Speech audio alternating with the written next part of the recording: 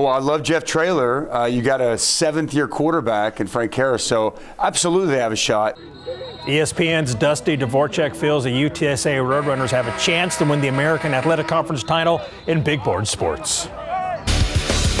Football coverage brought to you by Davis Law Firm. For the first time since learning he's out for the upcoming NFL season with a torn ACL, Dallas Cowboys rookie linebacker DeMarvion Overshown spoke with the media following practice. The Texas X has a great attitude and says he's not disappointed in all that. It's just a bump in the road, and he's ready to share his testimony when he comes back from this injury, he says. Overshown is already thinking about his comeback as he looks to build off his strong showing in Oxnard. You know, training camp one, I felt like it went good, you know. But like I say, I get to look at it as something that I get to build off of now. You know, having this time to, you know, take care of my body and get right and really learn the game. So I definitely felt like I went out there and done what I wanted to do. But it's still a lot more that I know that I'm capable of, and I can't wait to show you guys. And we are ready to watch. Football fans, local business leaders, and Valero Alamo Bowl scholarship winners got together at the Alamo Dome this morning for the PNC Pigskin Preview. The Valero Alamo Bowl awarded $500,000 to university scholarship winners. ESPN college football analyst and former University of Oklahoma defensive lineman Dusty Dvorak was a headliner, and he was asked if UTSA has a chance to win the AAC in their first year in the league. But do I think that Jeff Traylor is going to come in and be a real player in this league? Absolutely, 100% I do. He's done a phenomenal job. This program continues to grow, and I don't think he's looking to take any kind of steps back this year. There's been a lot of conference changes in college football that would directly affect the Valero Alamo Bowl. RJ Marquez caught up with Alamo Bowl president and CEO Derek Fox to discuss the future of the bowl game here in San Antonio.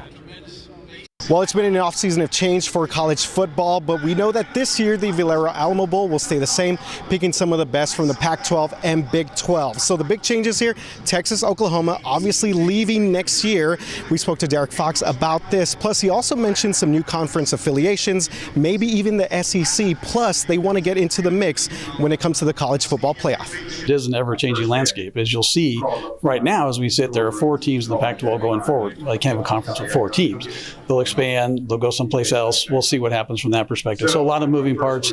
But again, the beauty of it is, you know, we got a lot of excitement going on from that perspective. This year, we got a great history and tradition of what's gone on with the Valero Alamo Bowl. And the people who support us every year have been fantastic. That allows us to currently be right at the top bowl outside the CFP. Really in 26 and beyond, we'll have a chance to potentially be a New Year's Six Bowl, if you will, or potential future national championship host sites. 2 conferences we've never officially been involved with, SEC, but obviously some members now that they're joining them will be affiliated with in the future. We'll see. And also the ACC. So the one conference that kind of started realignment a number of years ago hasn't expanded yet, but could. So we'll take a look and see. But I think when you look at it, at the matchups we've had, you look at, again, the destination city, the best title sponsor in the business, and not a bad recruiting footprint as well. It's a great situation to be in. And this game still generates millions of dollars for the city of San Antonio, and Fox says that he does not see that changing anytime soon. Larry, back to you. All right. Thank you, RJ. And that's sports. We can handle the Final Four. We can handle that. We sure can. Thanks, Larry. Still to come here, KSAT investigates a possible case of unbalanced discipline within the Comal County Sheriff's Office. 2 sergeants failed to disclose that they were romantically involved with subordinate deputies. So why was only one of them terminated? Next.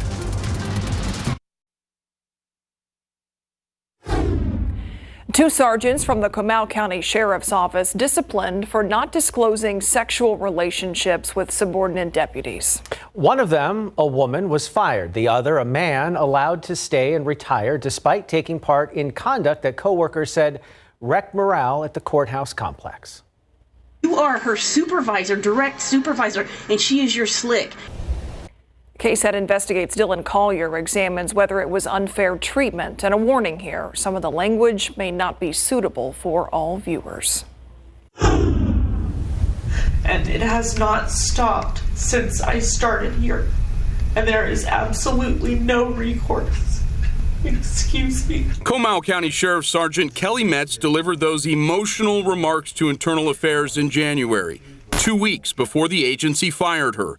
Metz, shown in this Facebook picture from an unrelated sheriff's event, failed to disclose that she had twice been intimate with a subordinate deputy while off duty, a past relationship that surfaced only after a man walking near this restaurant threw a rock at a patrol vehicle windshield while hearing moaning sounds like sexual gratification coming from the area where Metz and another deputy were parked. Although the allegation of sex on duty was never proven, the damage was done. Metz was terminated for a list of rules violations, including employee fraternization. 5 years earlier, the same agency investigated similar allegations against Court Operations Sergeant Brett Smith. His sexual relationship with a subordinate deputy, Kathleen Reyna, led to a formal complaint, then accusations from a half-dozen deputies that he showed Reyna preferential treatment at work. Is it fair to say that their relationship had a negative effect on the morale over here? Oh yeah. I mean, we're still dealing with it. So it was difficult to come to work because you didn't know what was going to happen that day. While all of the proven incidents involving Sergeant Metz took place while she was off duty, audio obtained by KSAT proves that Sergeant Smith's affection for his fellow deputy spilled into his work hours. He's held my hand before, touched my arm, and he has kissed me on the cheek. While Metz was unceremoniously shown the door, Smith, who admitted to the sexual relationship and acknowledged his conduct was wrong, was not. Records obtained by KSAT show he kept his job after being demoted to the rank of deputy, was ordered to take a sexual harassment course, and was moved from the court to patrol. After Smith informed the agency he intended to retire in the spring of 2021, Sheriff Mark Reynolds thanked him for his years of service. The stressors brought on by Reynolds declined a request from KSAT to be interviewed about different discipline being levied for similar rules violations. A whole bunch of raunchy behavior going on between employees. And Lucy Chikura is a Houston-based employment attorney who weighed in on these two Comal County cases. She does not represent Smith, Metz, or anyone involved in the employment decisions. I actually found credence to her claim that she did not think that she needed to report it because it was two isolated incidents not leading to a romantic relationship. But is it a case of disparate treatment? A claim that agencies discipline some officers more harshly than others for breaking the same rules. The argument has been utilized by attorneys over and over to get the punishments of San Antonio police officers reduced. Chiquara says Metz hurt any possible claims of this nature by being untruthful when asked by Internal Affairs if she had discussed the investigation. That is where I think this case turns. I think that, the employer will hang their hat on the fact that she was untruthful. For KSAT Investigates, I'm Dylan Collier. Smith and Metz have not responded to requests for comment about their respective discipline cases. KSAT could find no record that Metz has filed an employment claim in state or federal court. We'll be right back.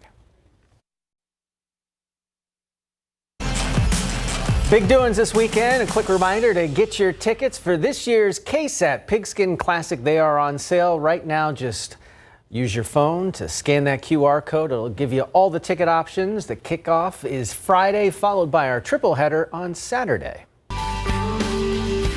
And our KSAT community team will be at the Alamo Dome as well this weekend for the KSAT Pigskin Classic. They'll be collecting donations for the San Antonio Food Bank during all 4 games. You can scan this QR code you see here to make a donation or go to KSAT.com to see the full list of the items the food bank says they need the most. Around America tonight, extreme temperatures continue to knock down heat records, some of them decades old. In just the past 30 days, more than 8,500 such records have fallen. Laura Aguirre with how millions of people are coping under this week's heat dome. It is awful. It is icky, it's hot. I'm ready to be inside. More than 110 million people are living under an oppressive heat dome Wednesday, say forecasters. Soaring temperatures are scorching much of the central and eastern U.S. The National Weather Service predicting multiple heat records will continue to fall this week, with cities like Chicago, Springfield, Indianapolis, and Milwaukee among those expected to see 100 degrees or higher in the next 48 hours. Notable, since these areas of the Great Lakes region haven't suffered temperatures this high in over a decade. There's barely any wind, so it's really hot. In the South, New Orleans, Baton Rouge, and Mobile are sweltering toward multi-day records in the triple digits. Several states in the heat dome are adjusting public school schedules and modifying athletic practices. We are doing what we can to help our athletes get better and learn and be ready for their game, but also to, most importantly, stay safe. There's health concerns. Whenever it's that hot, it is really challenging to sit in a space for 6-7 hours.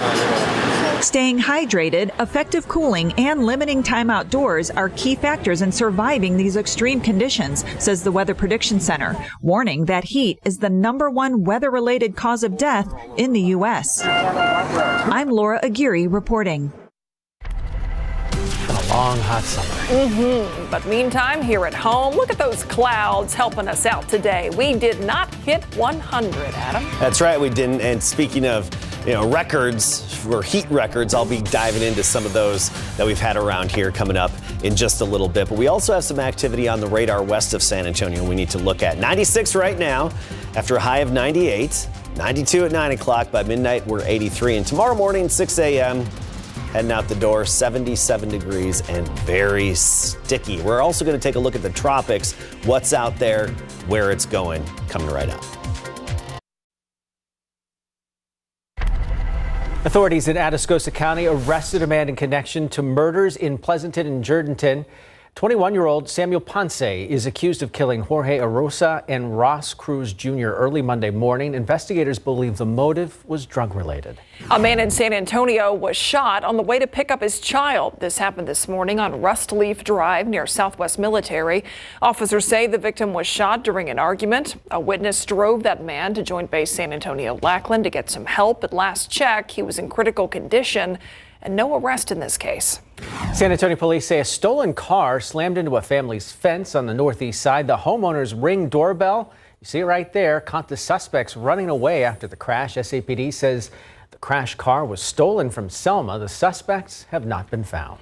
The Brooklyn Avenue exit on southbound I-35 near downtown will be closed through the end of the year. TxDOT says it's finishing an assessment and an evaluation after a fire closed that ramp earlier this year. And that's your 60-second recap.